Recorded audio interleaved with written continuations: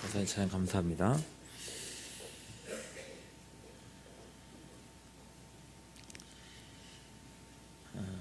오늘 말씀에서 하나님은 예레미야를 통해서 재판을 하십니다. 1절, 2절을 보시면 우선 예레미야에게 토기장이의 옹기를 사라 하시고 백성들의 어른들과 제사장의 어른 몇 사람과 하시드문 어기 곁에 있는 흰놈의 아들의 골짜기로 가서 거기서 내가 내게 이른 말을 선포하라, 이렇게 말씀하십니다. 여기에서 백성의 어른들과 제사장의 어른은 곧 장로를 말합니다.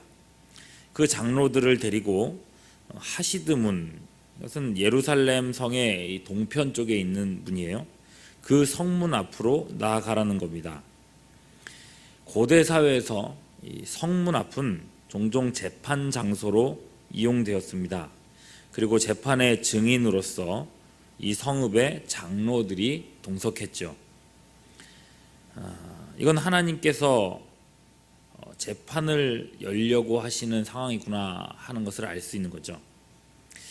룻기 4장에 가서 보면요, 보아스가 자기보다 룻의 기업물을 자로서 서열이 더 가까운 사람에게 그 기업을 물을지를 묻는 그 장면이 나옵니다. 그때에 룻기 4장 1, 2절 말씀 보면 보아스가 성문으로 올라가서 그 기업 물을 사람을 만나고 그 성읍 장로 10명을 청하여 그 사람이 룻의 기업을 물을지를 확인합니다. 그 사람이 기업 물을 책임을 거절하자 이제 보아스가 그 책임을 이어받겠다고 선언을 하죠. 룻기 4장 11절은 이렇게 말하고 있습니다. 성문에 있는 모든 백성과 장로들이 이르되 우리가 증인이 되나니 여호와께서 내 집에 들어가는 여인으로 이스라엘의 집을 세운 라헬과 레아 두 사람과 함께 하시기를 원하노라, 이렇게 축복하면서 재판이 완결됩니다.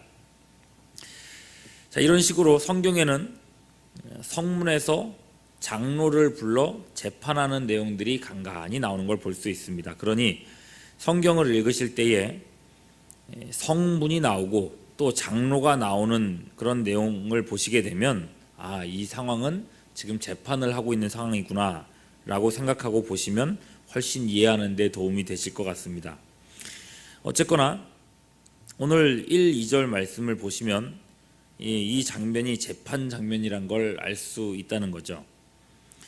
이 공식적인 재판 자리에서 하나님은 무엇을 말씀하시는가?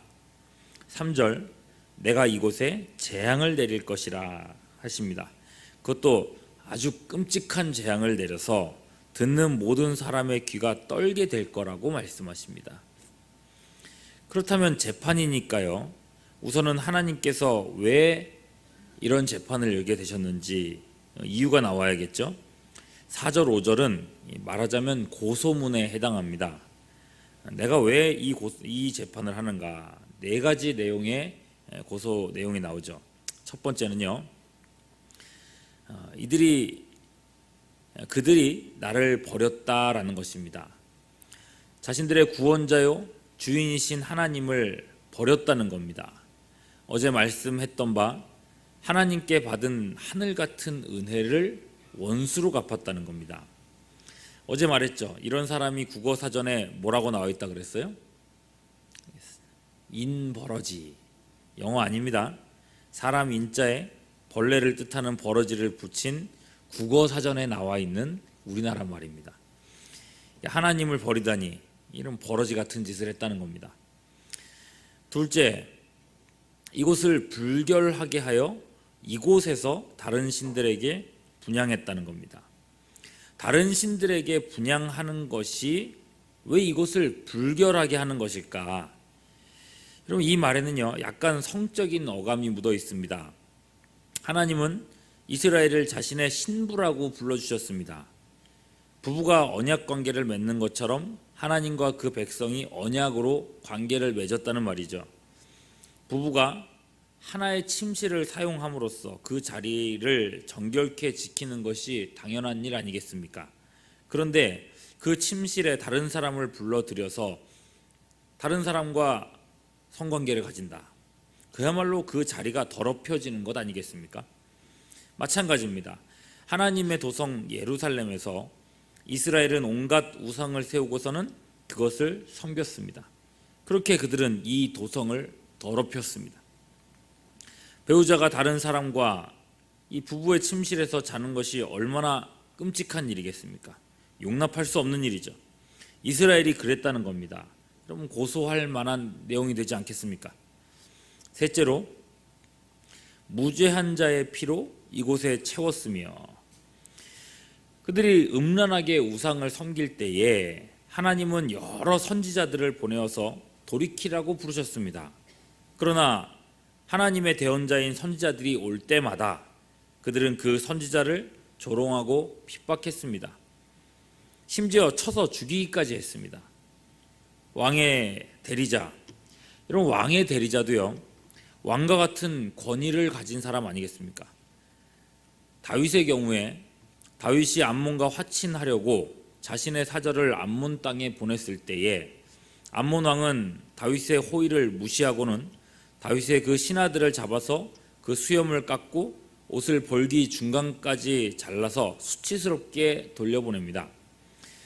신하들이 이렇게 일을 당했을 때 다윗은 그것을 자신이 당한 일로 여겼습니다. 그리하여 암몬을 치는데 역대상 19장 20절에 보면 19장과 20장 두 장에 보면 2년에 걸쳐서 암몬을 쳐서 암몬 모든 성읍을 정복하고 그 백성들을 노예로 삼고 그 왕에게 그대로 수치를 돌려줍니다. 일개 왕의 대신을 건드리는 것도 무서운 일일진데 하나님의 사자를 죽이다니요. 여러분, 그것만으로도 두려워할 만한 죄라는 겁니다. 자, 네 번째, 그들이 바알을 위하여 산당을 짓고 자기 아들들을 번제로 바쳤다 합니다. 바알을 위한 산당을 지었습니다. 침실을 더럽혔을 뿐만 아니라 나가서 따로 살림까지 차린 꼴입니다. 그리고 그곳에서 하나님께서 가증히 여기시는 일을 하죠. 사람을, 자기 자식을 번제로 드리는 일까지 했다는 겁니다. 하나님은 사람을, 그 백성들을 사랑하셔서 본래는 그들의 죄를 심판해야 하시지만 그들의 죄를 대신하여 짐승들이 죽게 하셨습니다. 짐승의 대속은 하나님께서 인간을 또는 자기 백성을 사랑하시는 징표였습니다. 그런데 감히 사람을 제물로 바치다니요. 5절 후반절에 보시듯이 이는 내가 명령하거나 말하거나 뜻한 바가 아니라는 겁니다. 자, 이 네 가지가 백성에 대한 고소 내용입니다. 백성들이 하나님께 이렇게 엄청난 죄를 지었다는 겁니다. 자, 재판 장소인이 고소한 내용에 대한 판결도 있어야겠죠. 고소 내용이 다양한 만큼 판결이 되는 심판도 다양합니다. 첫 번째 심판이요, 6절입니다. 성문 앞에 흰놈의 골짜기가 있는데 이 골짜기는 앞으로 죽음의 골짜기라 부르게 될 것이다. 여러분, 흰놈의 아들 골짜기, 누구의 아들이라는 말은 후손을 생각나게 하고 생명의 잉태를 상징합니다. 희망을 상징하죠. 흰놈의 아들의 골짜기는 본래 희망의 골짜기였다는 겁니다. 그러나 더 이상의 희망은 없을 겁니다. 이곳은 죽임의 골짜기가 될 것이고 그만큼 수많은 사람들이 죽게 될 것입니다. 훗날에 이 사망의 골짜기는 짐승들의 시체와 모든 종류의 쓰레기를 태우는 쓰레기장으로 변하고 말았습니다. 히브리어 어구 중에 개라고 하는 말은 무엇의 골짜기다 이런 뜻인데요. 개 뒤에 흰놈이 붙어서 개 흰놈이라고 읽습니다. 이 말 자체가 흰놈의 골짜기란 말이에요. 그런데 이게 헬라어로 음역하면 게헨나라는 말이 됩니다. 게헨나의 뜻이 뭔가 지옥입니다. 영어 단어로도 게헨나 하면은 지옥으로 나와 있습니다. 6절에서 예레미야가 예언한 바와 같이 개 흰놈은 이제 지옥이라고 부르는 날이 오고 만다는 겁니다. 둘째, 7절이죠. 그들이 무슨 계책을 세울지라도 아무 소용없이 대적 앞에 멸망당하게 될 것이다 하십니다. 그리하여 그 시체를 공중의 새와 땅의 짐승의 밥이 되게 할 거라 하시는 겁니다. 너무 시체가 많아서 그들을 장사시켜 줄 사람이 없으니 그 시체를 짐승들이 먹게 될 거라 하시는 겁니다. 그 골짜기가 시체로 채워진다는 겁니다. 여러분, 여기에 무슨 설명이 필요하겠습니까? 그 끔찍한 모습을 보는 사람들은 8절 놀라면서 조롱을 할 거라고 합니다. 이방 나라 사람들이 지나가면서 그 살육의 현장을 보면 너무 끔찍해서 그렇게 말할 수밖에 없을 거라는 겁니다. 아이고, 이건 자기들이 믿는 하나님이 주시는 벌이겠구먼. 자기 신을 버렸으니 이런 꼴을 당하는 것이 마땅하겠지. 여러분, 이게 다가 아닙니다. 세 번째 판결문이요, 9절이죠. 그들이 그렇게 끔찍하게 멸망당하는 날에 그들이 그들의 아들의 살, 딸의 살을 먹게 하고 또 각기 친구의 살을 먹게 하리라. 여러분, 성이 적들에게 완전히 둘러싸여서 먹을 것이 전혀 없으니 결국 자기 자식을 삶아 먹는 지경에까지 갈 거라는 겁니다. 죽어도 그냥 죽이지 않으시겠다는 거예요. 인간이 경험할 수 있는 가장 끔찍한 일을 겪게 하시겠다는 겁니다. 그리고 이것은 하나님께서 갑자기 고안해내신 일이 아닙니다. 신명기 28장 53절에서 57절에 보면 하나님께서 이스라엘 앞에 복과 저주를 선언하실 때에 하나님을 떠난 사람들이 받을 저주 내용 중에 하나입니다. 언약적 저주라는 겁니다. 신명기 28장 53절 내가 적군에게 에워싸이고 맹렬한 공격을 받아 곤란을 당함으로 내 하나님 여호와께서 내게 주신 자녀 곧 내 몸의 소생의 살을 먹을 것이라. 그리고 이런 끔찍한 일을 당하는 것이 그들이 받을 심판입니다. 이런 판결을 보면서 하나님은 너무 잔인하신 분 아닌가? 하나님은 사랑이라고 하시더니 사랑이신 하나님이 어떻게 이런 벌을 내릴 수가 있는가? 그런 생각을 하실 수도 있습니다. 순진한 생각이죠. 여러분, 남편이 다른 여자와 바람 피우는 그 아내에게 가서 물어보십시오. 또는 아내가 다른 남자와 바람 피우는 남편에게 가서 물어보십시오. 아유, 그래도 배우자 사랑하시잖아요. 쿨하게 받아들이고 우리 축복해 줍시다. 함부로 말했다가 두드려 맞지 않으면 당일 겁니다. 하나님이 너무 잔인하신 거 아니냐를 말하기 전에 오늘 말씀의 고소장에 나온 바 백성들이 지은 죄악들을 생각하라는 얘기입니다. 인간이 지은 죄가 얼마나 하나님의 마음을 갈갈이 찢어놨는지 그걸 생각해야 된다는 겁니다. 동성애자들 또 그 지지자들을 보십시오. 하나님의 마음을 찢는 죄악을 저지르면서도 하나님은 사랑이시니까 우리 사랑도 인정해 주셔야 한다고 서슴지 않고 말하지 않습니까? 얼마나 맞아야 정신을 차릴까요? 얼마나 끔찍한 벌을 받으려고 저러는 걸까요? 이제 재판의 선고가 다 끝났습니다.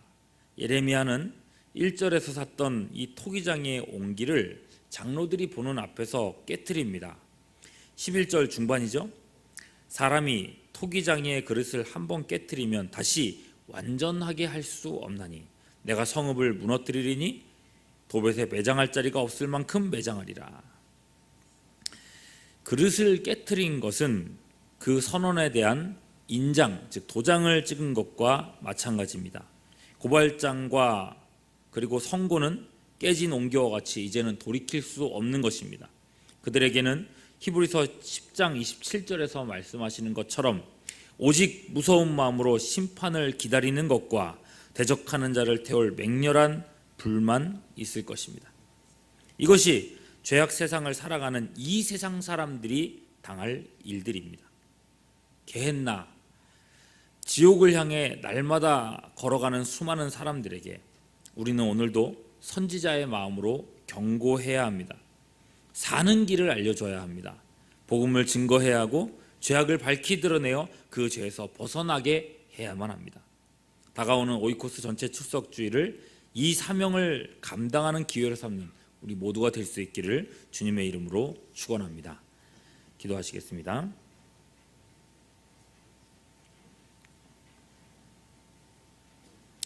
말씀 속에서 너무나 끔찍한 심판을 보았고 그 이상으로 끔찍한 백성들의 죄악을 보았습니다. 다름 아닌 이 시대의 죄악이며 불신자들과 악에 동조하는 사람들의 모습입니다.